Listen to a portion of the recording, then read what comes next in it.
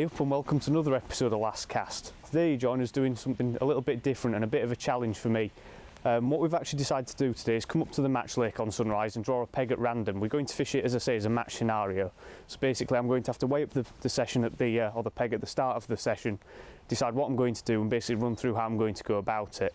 There was a match on here yesterday, so I'm not sure how the weights are going to be today, but the cameraman Bobble set me a challenge of catching 45 pound. The winning weight yesterday was 57. There was quite a few sort of mid-20s and I think there was a 47 as well that came out. So setting a sort of a ballpark figure of 45, which is going to be a challenge from some of the pegs, but equally not sure how it's going to fish. I'll get my excuses out the way now. As you can see, the weather's a bit changeable today, the temperatures are down, it's raining, so it's not ideal. And equally, I've only ever fished the lake once before when we did the commercial silvers video, so I've only really fished it for small silver fish, so I don't really know exactly what's in here. There's a massive mixture of fish, so I hear. Apparently a new stocking of F1 ghost carp have gone in as well, so those might make an appearance, but as I say, that's all my excuses out the way. I've got my mountain of gear set up over there, so I'm going to draw a peg at random off my phone in a second, and then we'll get it lugged down to the peg, weigh it up, see what we're going to do, and then crack on with the fishing. Just sort of a way of describing the format of what we're going to do today is we're going to have to fish 3 different lines. Basically, Bobble set me a few restrictions as well to make my life a bit more difficult on this video. I'm only allowed to fish 3 lines. I've got 6 hours to catch my target weight as you would have in a match, but I've got to fish each line for around 2 hours. Once I come off a line as well, I can't go back on it. So it's basically going to give you an idea. I'm going to do it in 3 parts.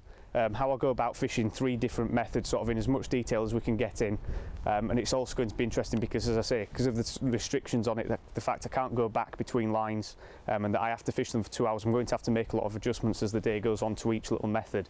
So as I say, hopefully when we put those into the videos, it'll give you a few hints and tips as to how to go about employing various different things, just sort of my style of fishing from that point of view. So as I say, that's everything looked at. I'll now draw a peg at random from the 60 pegs. We'll get the gear looked down there and then we'll show you what we're going to do. Right, so now we're going to draw the peg at random. We've got from pegs 1 to 60, so we're going to see what it comes up with. 27. So we'll have a mosey down there and see what we've got. Right, so as you can see though, we've drawn peg 27. We've just looked at the map of the lake and it's right down that far corner. It's the windward end of the lake. Looks like there's a bit of open water, an island to go at as well, so we're going to have loads of options, and with it being a corner peg, the margins might well come into play. So we'll get the gear lugged down there, have a plumb around, and then I'll show you the 3 methods that I'm going to choose to fish today to try and beat that 45 pound target. So let's crack on. Right.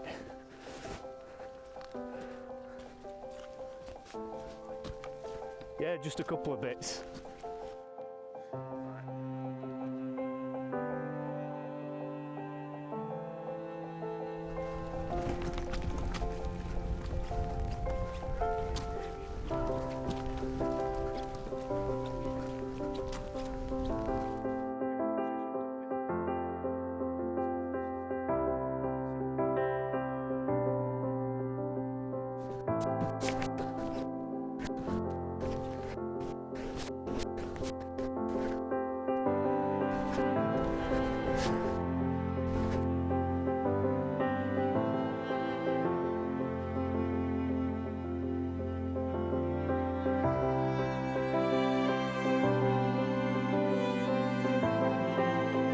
Right, so as you can see now we're down on the peg. I've got everything set up, and as I say, I've had to assess the peg at the start of what will be the match, the 6-hour session. I've had a good look at the peg, looked around, realised obviously the wind's down in this corner of the lake. As you can see, the weather's pretty poor at the moment, but the wind is blowing into this corner, so that first thing that I've identified down there is there's a nice depth down that left hand edge. There's plenty of scum, and that's a good idea for later on for the margin. I've also plumbed up and found an area that looks deep enough to catch a few fish on pellets, but the first thing I'm going to run through, and the first method we're going to look at the start of the day is going to be fishing across to the island. As you can see, we've drawn an island peg here. There's a reed bed, bit of a bay, and also a little bit of a mud bank there as well. But as I say, because I can only fish 3 methods today, I've got to pick one area to fish of that, in that sort of area of the island there. What I've looked for first of all is the depth. I've plumbed up to the mud bank and I've probably got 1.5 feet. Looking at the conditions, it's a bit cold today. Temperatures aren't going to get much above 10 degrees, so I'm not going to fish there because it's too shallow. So what I've done is plumbed up a bit further down the peg towards that reed bed. It looks an ideal holding spot for fish. Again, with the wind blowing down there, it should hold a few, but I've looked for a good depth of water. I've probably got nearly 3.5 foot down there. Well, probably best part, yeah, nearly 3.5, so a good depth of water, and especially an area like that, I'm going to target with chop worm and casters, so natural baits, not being too selective, looking to catch everything that swims, including carp, things like that, which are going to be the sort of main weight builders, but I need to keep ticking over with skimmers. So as I say, natural baits and a decent depth of water allows me to catch everything. So I've set up 3 rigs for that line. As I say, this will be the first episode of the 3 methods that I'm going to cover today. And as I say, it's chop worm and caster fishing up to islands. So look at the first rig that I've got set up. I've got 3 set up, going from quite heavy rigs down to lighter rigs, whether I'm fishing big bits of worm for carp, or whether I'm fishing smaller bits of worm for, say, skimmers, or whether I'm having to move on to the caster. So I've got a rig to cover each eventuality. This is the heaviest rig, which is my carp rig. It's a 4x14s MAP IS2. As you can see there, nice bulbous tip on the float, perfect for holding worm. And I'm fishing this a good 2-3 inches over depth. You can get away with worm fishing with fishing a bit further over depth and dragging line, because the bites do tend to be quite positive. Again, with the chop and the wind, I'm using a nice bulbous tip on the float there, so I can drag that line. And equally, there's a wire stem. Even though it's a short float, it keeps it nice and stable. You can see above the rig there, I've got 3 number 8 backshot. I've had to backshot all the rigs today really heavily, and 3 number 8s there. What that'll do is keep the line tight between the float and the pole tip to stop the wind catching this main line. Again, with quite a thick main line of 0.15, it will catch the wind a little bit, so heavier backshots will be required. At the top end of the rig, you can see we've got double 80 elastic set nice and soft. Again, able to cover pretty much every eventuality. If it's carp, it'll power up nice and quick and drag them out of snags. Same with the barbel, whatever we might catch, but it's equally soft enough to cushion skimmers on the strike. Hook length wise on this one, I've got 0.15 reflow power, and that comes down to a size 16 Kamasan animal. Again, nice big heavy hook, keeping that bait nailed to the deck. As I say, this is the heaviest rig for fishing large bits of worm. The next rig is basically just a lighter version of that. Exactly the same, as you can see, 3 number 8 backshot, same float, but this time in a 4x12s. And with this rig, I've just spread those shot out a little bit more. On the other rig, they were number 9s, spread about 1 inch apart. In this case, they're number 10s, spread about 2 and a bit inches apart. Only difference here, again, is the hook length. That comes down to 0.13 Guru N gauge in this case, to a size 16 Kamasan B911, so lighter pattern hook. I can use double caster, small bits of worm on that, just a bit more refinement in the rig, but still with double 8 to make sure I can get those fish away from any snags. The final rig for that line is the rig, as I said, I might have to use casters. Again, 0.15 main line, but we've got a size number 10 to 12 Drennan yellow bungee in this. A bit softer than the double 8, so again, if I'm catching skimmers, better quality fish, but equally the same kind of principle applies. If I'm hooking decent fish, I should be able to get them out. The float in this case is a MAP S3 in a 4x12s there. Little fiberglass stem, because I'm allowing this float to fish through the water a little bit more. As you can see there, I've got the number 10 shot spaced well out, about 3-4 inches apart, probably 4 inches I'd say, all the way down the rig. So I'm going to be laying this in and letting those casters or small sections of worm fall towards the feed area. The hook length on this is 0.13 Guru N gauge again, but that comes down to a size 18 Kamasan B911. Again, just a bit lighter, I can get away with using single caster on that. So as I say, these 3 rigs will cover all eventualities. In terms of what I'm going to feed, I'm going to kick off the session in that area of the peg with a big pot of chop worm and caster to start with. What I also will do today is include a fair helping of this in the mix, just to allow a bit more colour into the water, a bit more scent, and not as much feed content. As I say, the temperatures are down, so this is sort of used more to dilute the mix than anything else, but still keep that level of attraction in there. I'll put in a few micro pellets as well, just to make sure they get nailed to the bottom, and as I say, that should kick off the peg, and then I'll probably look to keep ticking over on that area of the peg using a decent sized cad pot, putting in chop worm, caster, and also a bit of mud as well in there, just to make sure that the bait does get down. So as I say, we'll crack on with the session now. We've got 6 hours, so let's see what we can catch. Right, so before I kick off the session, I'll just quickly run through what bait I'm going to use on this chop worm and caster line. As the name suggests, chop worm and caster, but I've added a couple of things to it, as I say, because twofold, the depth and the temperatures.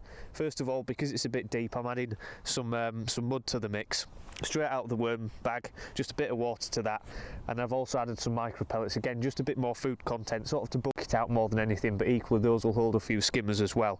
Now I've put in a couple of good glugs of the liquid worm. As I say, it's not something I use a lot, but on a day like this where it looks like the temperatures are going to stay down, I want to get plenty of attraction to the peg and not a massive amount of food content. Again, in line with that, as you can see there, I've not cut the worm too fine. I don't want it to be a mush, so I want to make sure that those particles do get to the bottom and settle, but again, I don't want to go overfeeding the peg too much. So we'll get the peg fed now. So I'm feeding, it's a good handful of it, probably half a cup full, as you can see there, and that's going to kick off the peg. As I say, I'm going to start on this line, so I want to make sure that I'm not going to feed a massive amount of bait. As I say, the temperatures are down, so I want to get enough there to settle on the bottom and draw fish in, but equally I don't want to give them too much, so it's going to take them ages to settle, because I'm looking for quite a quick response on this. So in terms of where I've decided to fish in my peg, as I say, it's up towards that rush bed. You can see there's a nice dark patch of water there that I can fish in, so just going to take my time while the wind's blowing a bit of a gale. I'm just going to ship out, and I'm fishing probably within about a foot of those reeds. I've had a good plumb up and decided where I want to fish there, and I've just found a couple of reeds that are a bit closer to the actual bed itself that I don't want to go near, so I've just come a bit short of those, and that's where I'm going to cut my bait in there. You can see I'm looking for a rough spread as well. I want the fish to start grubbing around, and by cupping it in that depth of water I should be able to attract a few silverfish. Just rinse the cup out as well, and that's that line fed.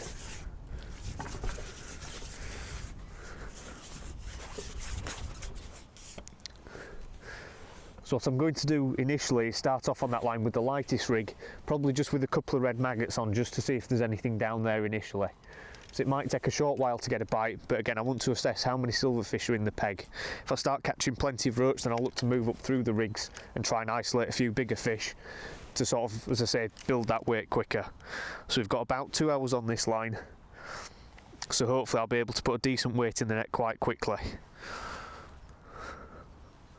So I'm putting on the hook to start with, it's just a single red maggot.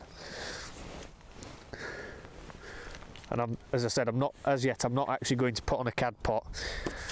Again, I just want to assess where the peg's going before I do start introducing higher quantities of bait.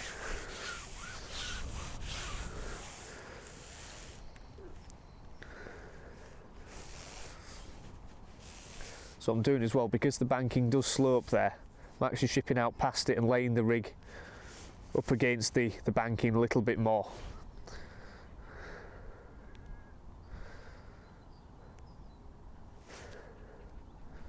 That was an indication straight away.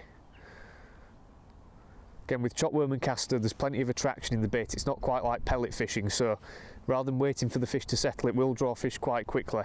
Another indication there. There's definitely quite a few silverfish in the peg, so it probably won't be long before I'm having to move on to the castor or worm and look to go onto those heavier rigs. But that's good because, as I say, I'm looking for an instant response. And being that it's drawn a few fish in early, as I've said on a couple of other episodes, you know, feeding fish do attract other feeding fish. So that level of activity is what we're after in the peg.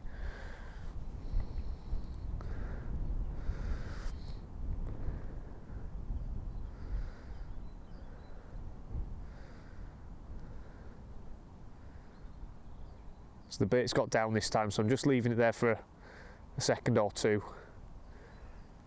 And I'll just lay that rig back in again.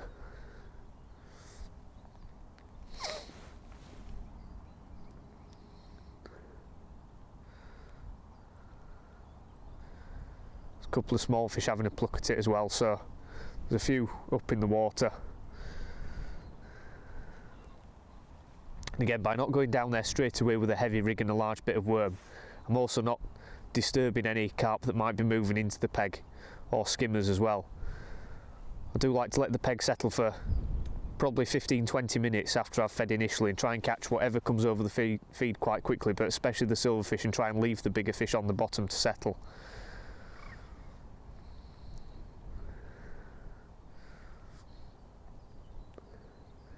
But it's a good sign that there's 1 or 2 fish feeding early.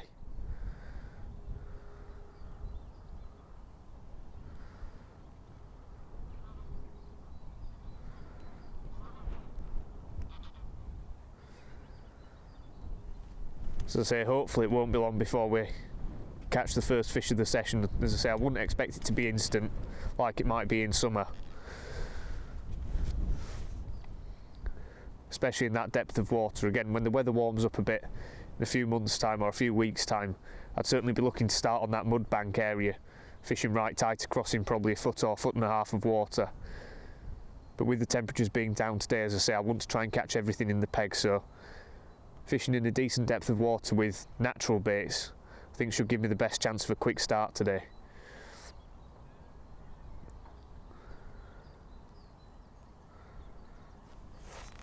And there we go, there's the first fish. Feels like a good one, this. Could be a carp. I suspect it is because it's fighting well. As you can see, using that yellow bungee elastic, I've just pulled out of it there. That's a good start. I was going to say, I think he's just gone round the corner a little bit there, just pulled out of him. But that was a really instant response, as I say, just on a single maggot as well. So I'm going to have another chuck on this rig, and as I say, hopefully the next one might be able to land him. But that's a good positive start as well.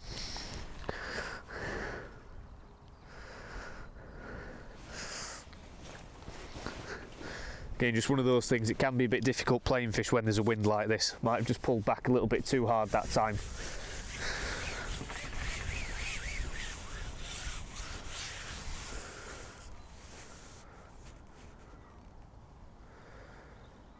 As I say, if we're looking to get towards that target weight of 45 pounds, I need to be landing every fish that hook, and that's a couple of pound that unfortunately hasn't found its way into the net just yet.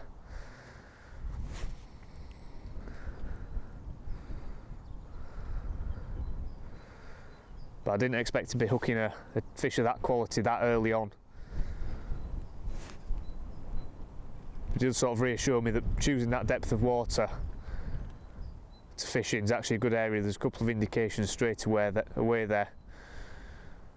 Again, just on a single maggot.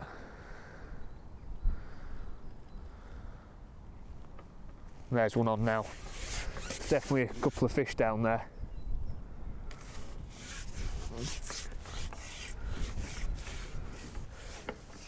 Just pulled out of that one as well.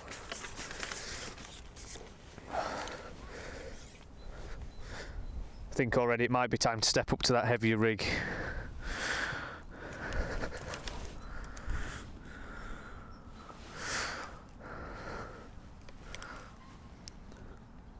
It's not ideal, this can be one of the problems when the fish like that do come up in the water.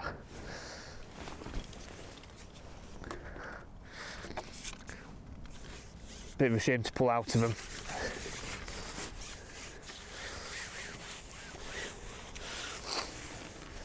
If I was doing a bit better, that might have been 3 or 4 pound in the net already, but so it's not to be quite yet.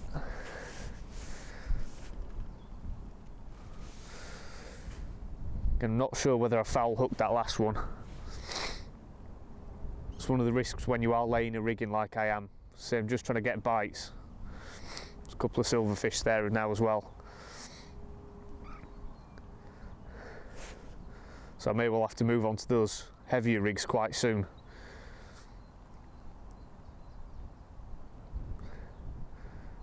It also does tell me that there's a few fish down there, so again, using those cad pots definitely going to come into play. The one downside obviously when you are using a pot on the end of the pole is the fact that it can catch the wind, and on a day like this, not really what I want to be doing.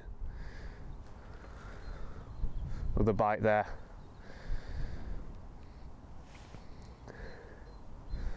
So it might be a case that I have to top up just using the normal pole cup. Again, just being more careful. I don't want to go spreading fish around my peg too much by missing feeds.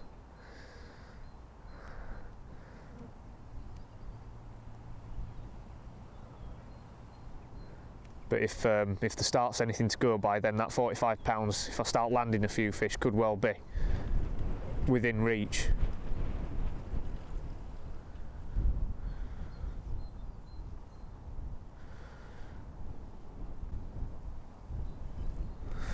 Right, there's another fish on now.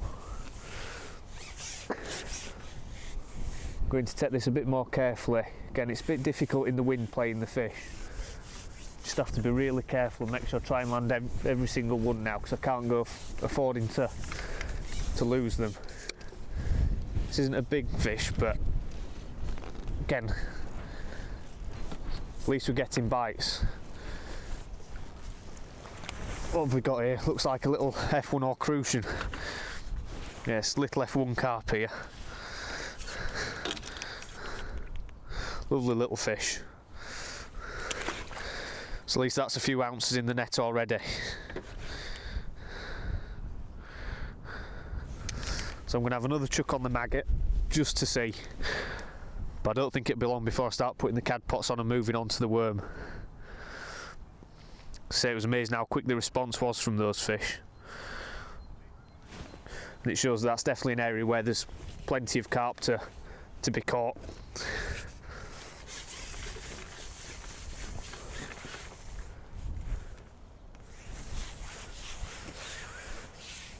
Again, as I said earlier in the video, in the intro, that I've only fished this lake once before and fished it for the silvers. I think I've only caught probably one carp out of it, so this is the first time I've had a go for them.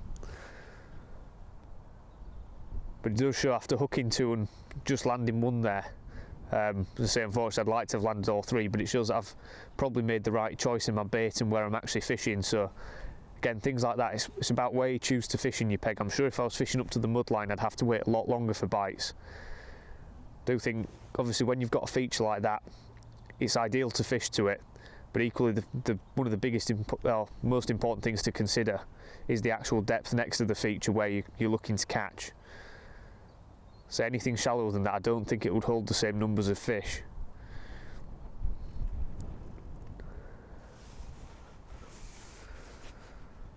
Let's get this a little bit closer to the reed bed.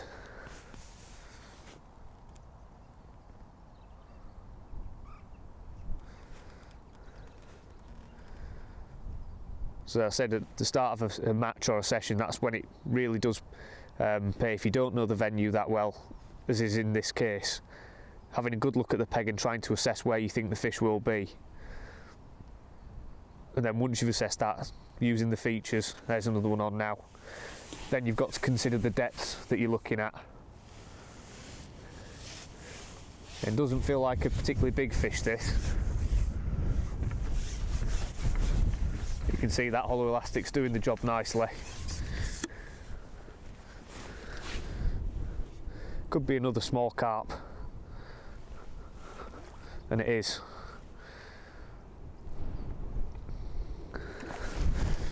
Slightly bigger F1 carp, this. Hook's just dropped out in the net. See if we can just quickly hold him up for camera. Plenty of energy in them, but there's clearly plenty of fish of that kind of stamp sat under that reed bed on the far bank. So definitely picking that as the feature to the fish to looks like it's going to be the right decision today. Hopefully we can have a good 2 hours on that and put most of the weight in the net quite quickly.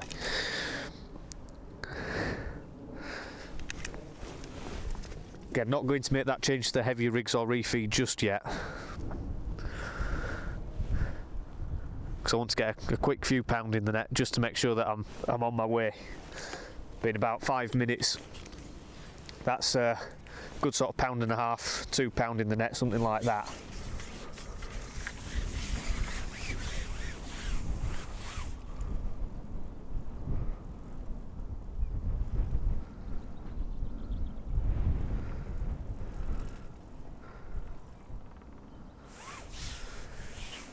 Having to sort out a little bit of a tangle around the pole tip there. Again, a bit difficult in the wind chipping out. And interesting, that fish came a bit quicker with me being probably another 4 or 5 inches closer to the reed bed there. Again, useful to just look at the markings on your pole, and it gives you an idea of the distance out that you're fishing, especially when you're fishing up to a feature. You can use it as a good reference point to give you the distance that you will be from that feature as well, especially with reed beds when they're dying back like they are, or when they've died back as they have, as you can see on the far bank. It's quite hard to judge the actual distance to the feature. So again, by just when you're plumbing up, using the markings on your pole as a reference point, it can be really useful. to let you know just how close you are to the feature. There's another one on now. You can see as I'm hooking the fish, I'm trying to draw it out into open water as soon as it's been hooked. So what I'm trying to do is avoid it disturbing the peg too much. Again, not big fish these, but good weight builders.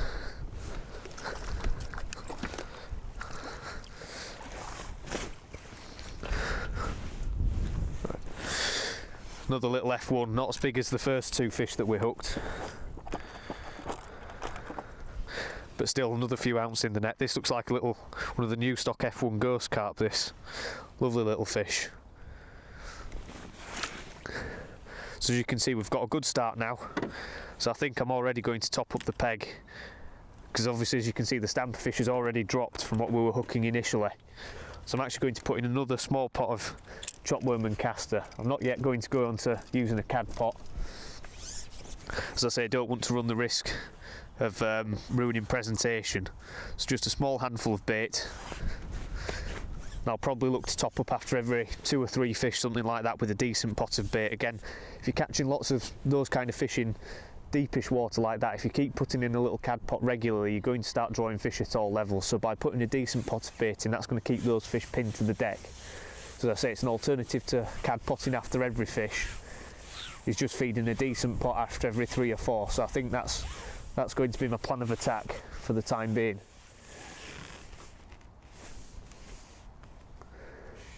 So again, not feeding right tight to the reed bed. Again, another crucial thing to consider is that, because you don't want to go feeding where you can't fish effectively. So what I want to do is feed slightly short of the actual feature and be able to fish in an area which is comfortable. But if I do need to catch a few fish where they start to back off towards the reed bed, I've still got probably another 6 inches, 10 inches of distance up to that feature where the fish can back off a little bit and I can still try and catch them. Tell you what, I think we'll have another couple of chucks on the maggot just to see.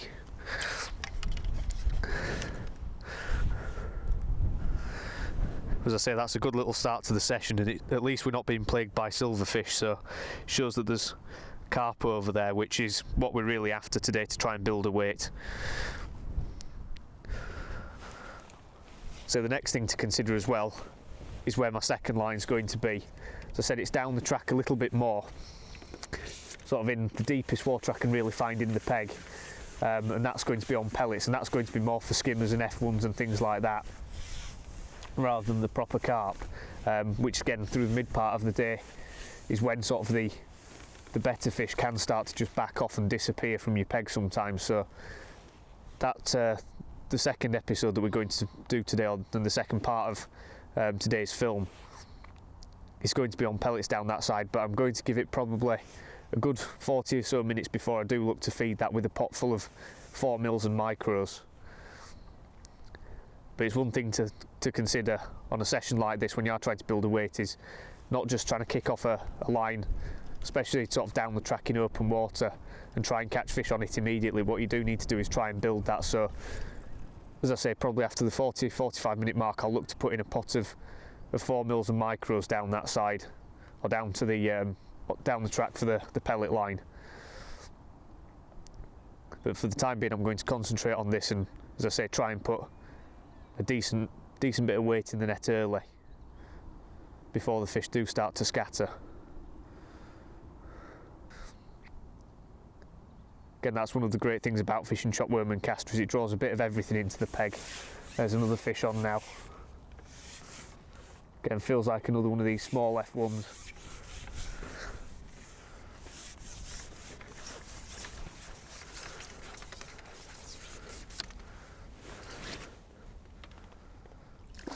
And it is, again, nice little fish. Slightly bigger stamp after that refeed. Whether the feed's made an actual difference there, not entirely sure, but again, that's a slightly better stamp fish, probably nearing a pound, this one.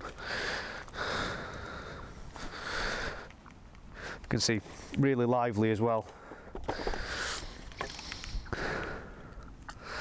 Getting tiny little indications, but those are the ones that you need to strike at for these fish.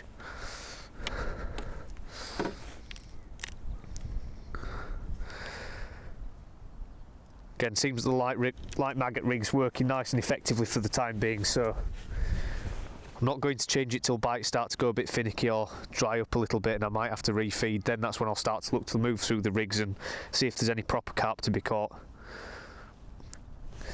That's one thing that I'll do certainly if the peg starts to go a little bit quiet, because if the F1s do scatter, that'll give me an indication that some proper carp have moved into the peg, and that I can step up in rig size and try and catch those. But by starting and fishing a nice light rig, it gives me the opportunity to catch the F1s as well as the carp. And again, it all comes back to having a nice quick start on this line.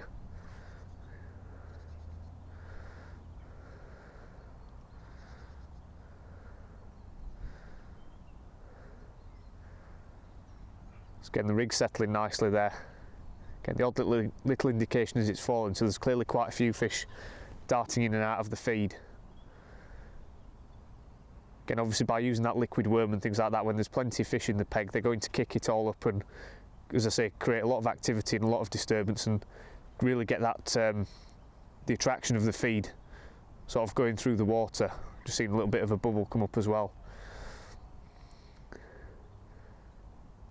And again, by not having much food content there, then they're forced to actually try and search out those food particles, the odd cast or the odd bit of worm, and in this case my double maggot hook bait.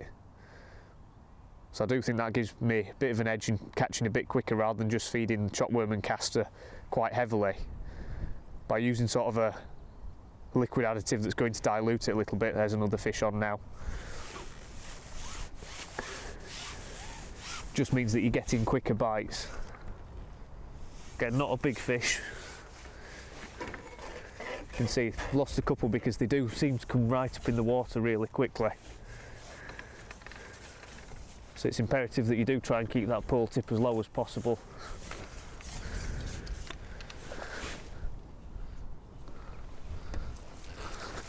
Another one of these F1 ghost carp. Really nice little fish, these, lovely colours on him. As you can see, taking the bait well down, so they're feeding nice and confidently there. But another lovely little fish.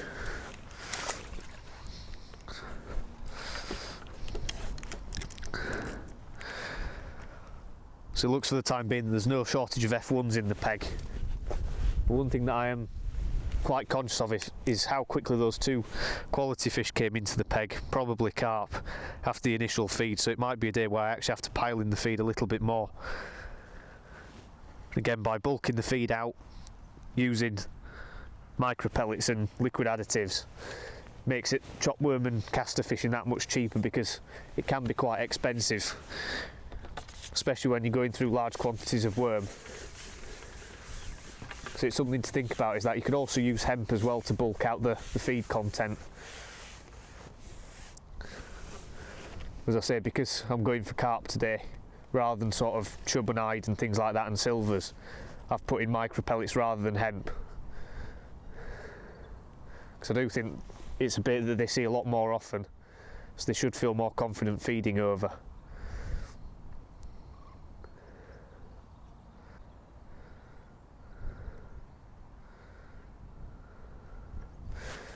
Right, and there's another one on now. This feels like a slightly bigger fish, this. Might be wrong, probably another F1 again. But as you can see, the bites are almost instant.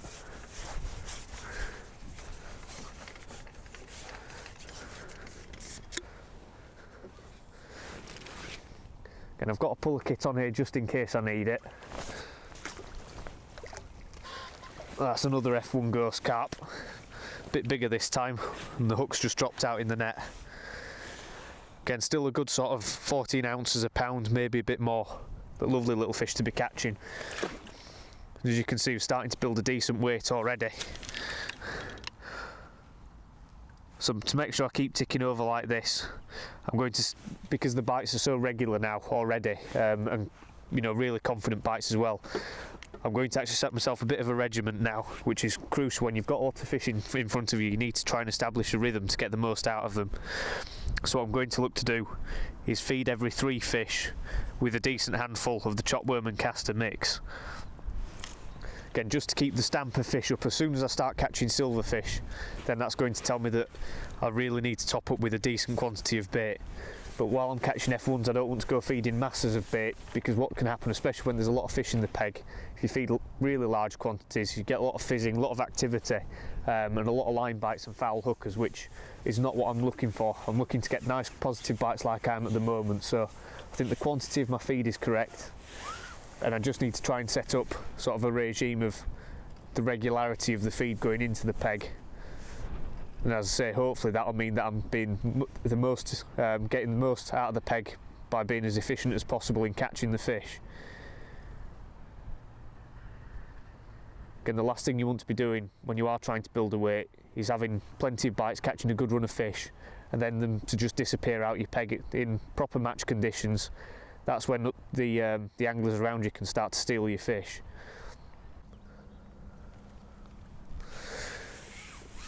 Right, so one thing that's just happened now is we've just hooked a silverfish. The peg went quiet for a couple of seconds and not sure what this is yet. It's a little perch. And as soon as this happens, it tells you that there's not a lot of fish in the peg, or decent fish. Perch will even move in or move out of a peg when skimmers crop up. So pop them in the net, but the key thing is now to get a refeed in the peg.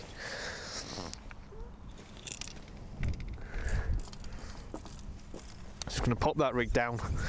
As I said just a short while ago, as soon as silverfish move into the peg, I'm going to feed quite heavily. So as you can see, I'm putting in probably another nearly a third to a half pot full of bait there. Because if there's those F1s down there and a few carp, it won't take them long to hoover it up.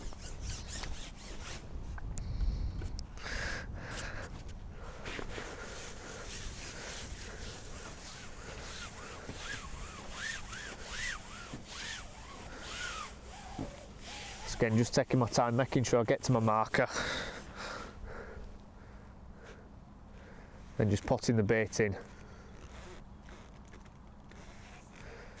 As you can see, it almost goes in as a ball, that, and that's because of the mud that I've actually put in, or the soil into the mix.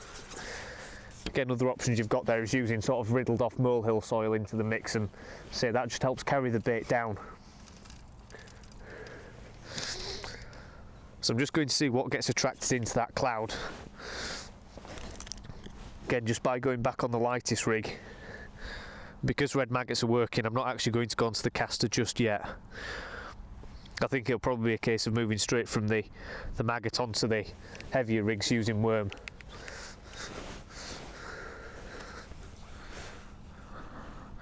Just going to tighten that elastic up just a little bit. Again, using these sort of gripper beads in your puller kits is fantastic for that, just to make sure that the elastic's that bit tighter when you are actually striking into the fish, so you can pull them away from snags. But as soon as the elastic does start to stretch, it'll actually move back through the bead and you're playing the fish with effectively the full length of elastic again. It's again useful little things in these kind of situations.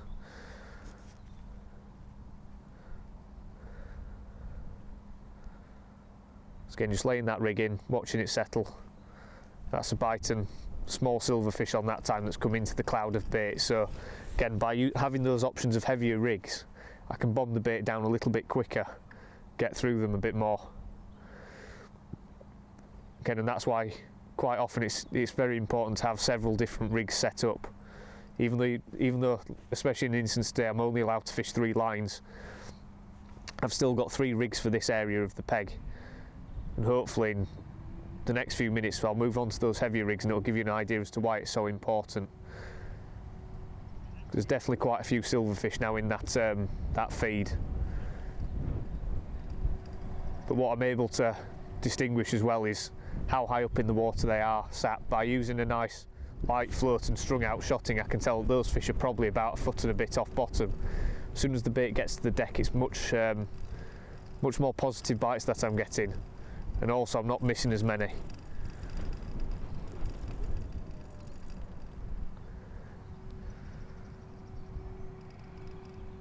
So again, the chop worm and casters attracted everything into the peg, but by having several different rigs set up, I can sort of choose effectively what kind of fish I'm catching really. I'm sure with the heavier rigs I won't be catching as many F1s, but if there's a couple of carp in the peg, then I'm pretty certain that using sort of that 4x14s rig, the heaviest of them, with a decent section of worm, I should be able to sort out the carp quite quickly.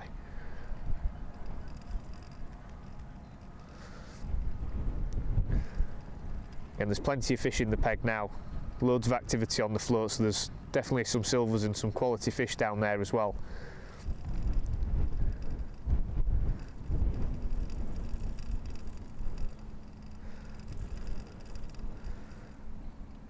As I said, that's one of the virtues of using chopworm and castor, is it draws everything into the peg, so even if there weren't the carp and the F1s down there, the odds are that I'd still be catching a few skimmers and various other species as well.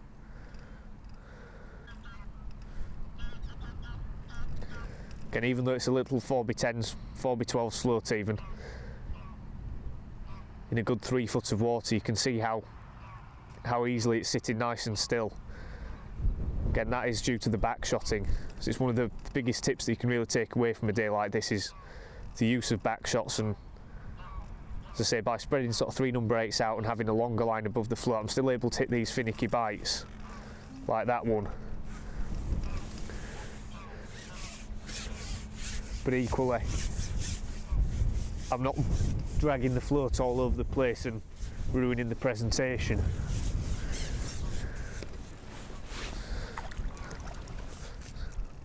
Again, only a tiny little carp this time.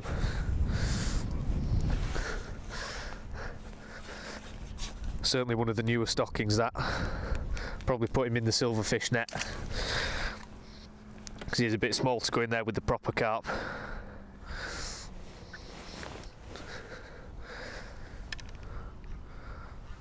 That bait will be good to go for another cast. Again, if I'm catching fish of this size, speed is going to play a factor.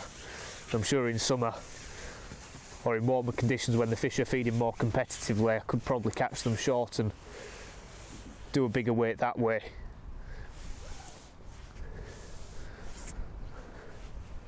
As I've said before in some videos, if you're fishing to features, you will catch fish a lot quicker, because it'll be a natural holding area. So again, that's why I've targeted this area to kick off the session.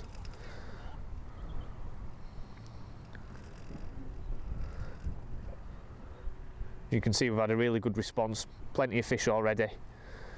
Just the one silverfish as well, which is, as I say, really reassuring that we should be on for a decent weight today. But again, it all depends on the day, because it could be that the conditions do turn on us and I'm struggling for bites then. So we'll just have to see. I think I'll try and catch one more fish on the maggot, and then I'll look to move to the heavier rigs. See if I can sort out a few better fish on the worm. There's another one on now. Again, really sharp little bite.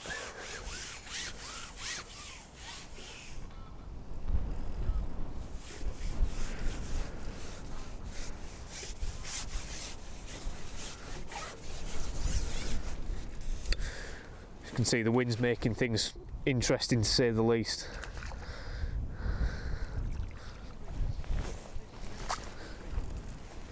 Another one of these F1 ghost carp, lovely markings on him.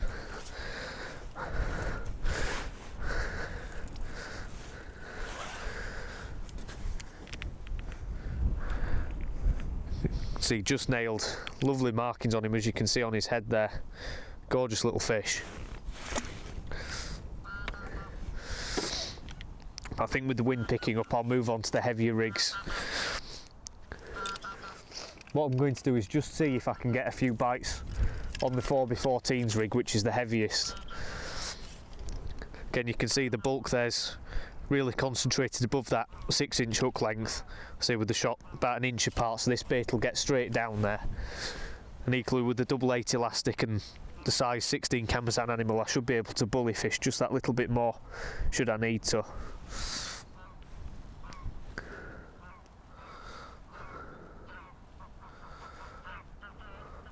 All I'm going to start with is the head of a dendrobina. Just nip the rest off, pop that in the pot. You can see nice, decent sized bait that's going to be a bit more selective than the maggot, hopefully drawing those better fish.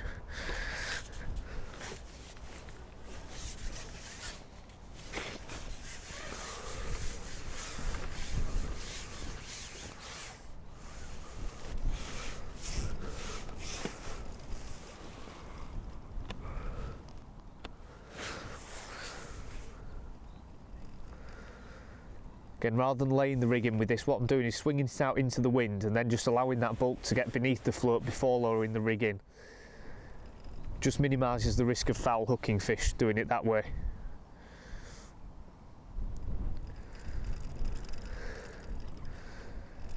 See, nice bulbous tip on the float as well, so it's not going to fly under at the slightest of bites. And also what I'm going to do is let the bite develop a little bit more. Again, when you're worm fishing you can allow that.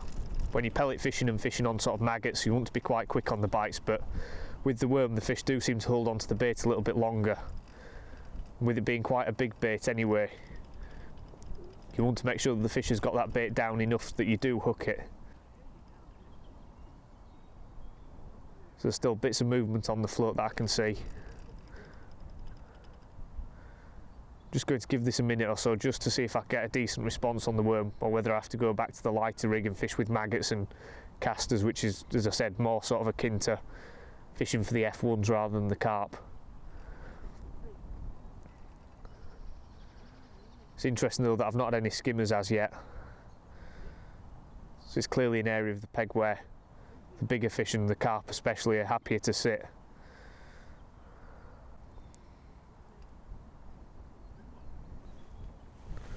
There's a fish on now. You can see the double 8 elastic's more powerful, so I'm able to pull the fish around a bit more.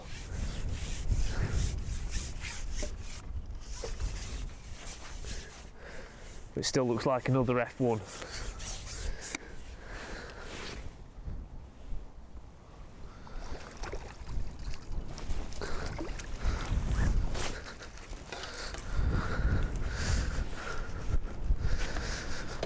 It does seem to be a very effective way of catching these fish. Again, lovely markings on him. Was nailed right in the top lip. As you can see, it's a cracking little fish to catch. Ideally though, if we're after a big weight today, need to be catching a slightly better stamp than that. Again, on this line I might well look to feed it even more heavily. I think that section of worm's probably good for another fish.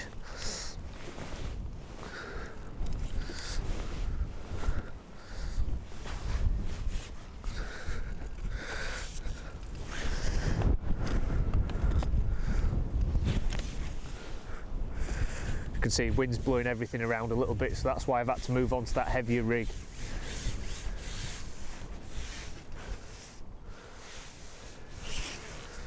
May well take the bait brolly down, being that it's stopped raining as well. So conditions this morning were pretty poor, to be honest, so we've had to wait about an hour before we've actually started to fish and film.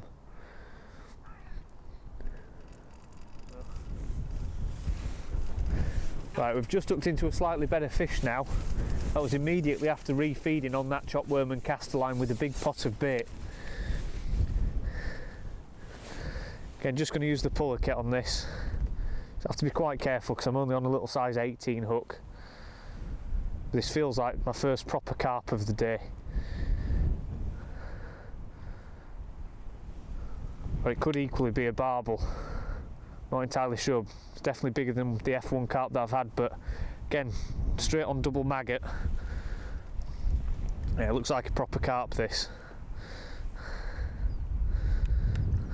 No, it's actually a barbel. Fantastic fish. Straight after potting in that chop worm and caster. And there we go, the first barbel of the session. What a cracking fish. As you can see, easily a couple of pound, nailed right in the corner of his mouth there.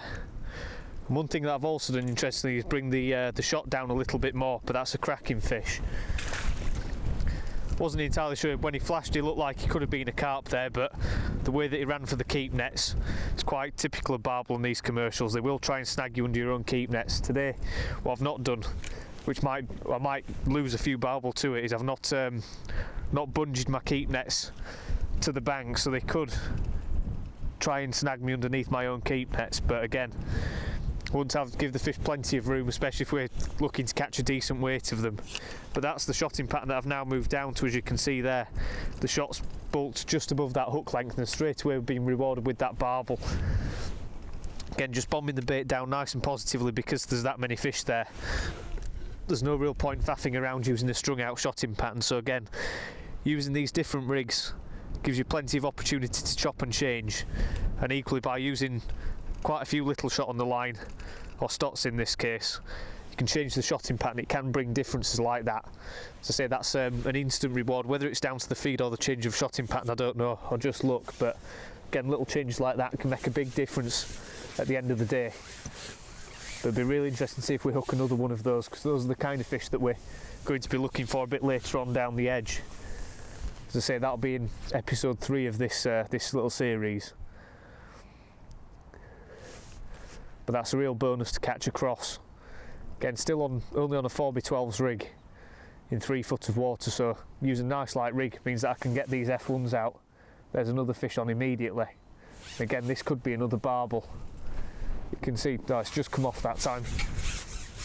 Could have been a foul hooked fish because that was absolutely instant. As soon as that float's gone in, it's buried. Just tighten up the elastic a little bit. It shows just how many fish are coming to the chopworm and caster. Yeah, it looks like it was a foul hooker, that one, unfortunately. Again, there's that many fish down there.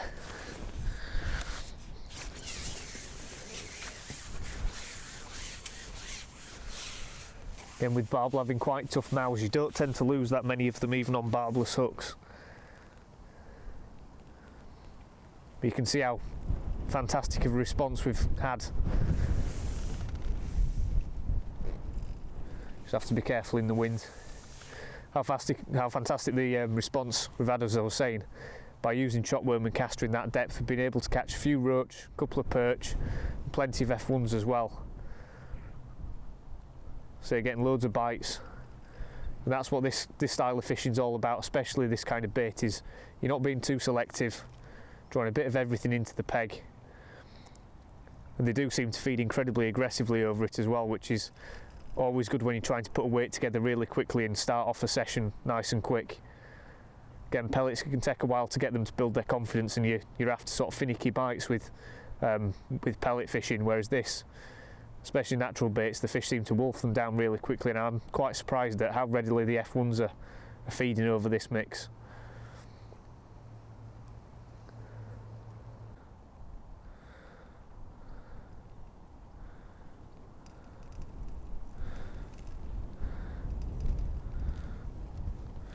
Right, there's another fish on now. Feels like another little F1 this. And I think what we've done, we've run to the end of our 2-hour stint on this line, so that's going to be it for this little segment or episode of the trilogy that we're going to make from today's 6-hour session. It's only a small F1, but a nice little fish. Again, keep adding weight to the net, so hopefully what we've covered in this little segment of chopworm and caster fishing across 2 islands has given you a good idea of how to go about approaching a peg like this, weighing it up, and equally then effectively fishing up to the islands, choosing your bait, looking at the depth that you need to fish at, and equally the rigs as well. Just shows you how important it is to chop and change between all the different elements of that style of fishing to get the most out of the peg. As I say, it's given us a good start, well on our way to that 45-pound limit, so as I say, we'll conclude this little segment at that. Keep an eye out for part 2, where we'll be looking to fish pellets down the track, which we're going to crack on with now and get a few more fish in the net. So as always, thanks for watching, don't forget to subscribe, and we'll see you on that next episode.